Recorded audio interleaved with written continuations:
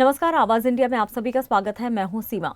महाराष्ट्र के परभणी जिले में इंसानियत को शर्मसार करने वाली घटना सामने आई है। एक चलती ट्रेवल बस से 19 साल की युवती और 21 वर्षीय युवक ने नवजात शिशु को बाहर फेंक दिया। घटना परभणी जिले के पाथरी तालुका के देवनंदरा इलाके की है, जब ये दोनों पुणे से परभणी आ रही बस में सफर कर रहे थे।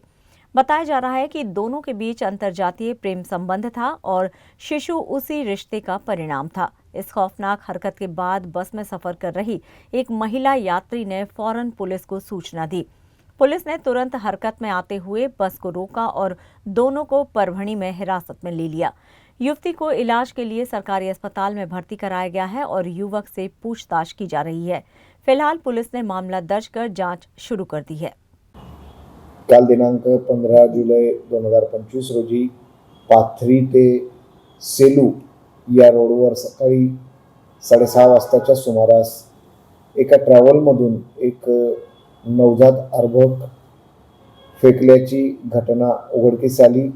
या संदर्भात डायल 112 वर संबंधितांनी कॉल केला। ज्यांनी बघितलेलं अशा नागरिकांनी कॉल केला, त्याबरोबर तातडीने पाथरी पोलीस स्टेशनचे पोलीस निरीक्षक व त्यांची टीम ॲक्टिव्ह झाली। त्यांनी संबंधित बसचा शोध घेऊन परभणी येथे बस मिळाली असता त्यात तपास केला असता एक जोडपं जे पुणे जिल्ह्यातून प्रवास करून परभणीला येत होतं, परभणीला आलं।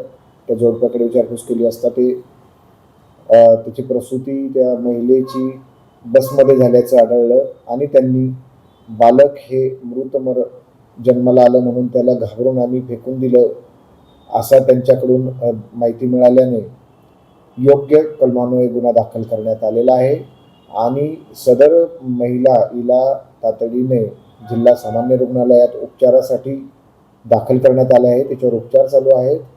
ती परभणीचीच आहे आणि परत पुढील सविस्तर चौकशी करून यावर कारवाई करण्यात येत आहे।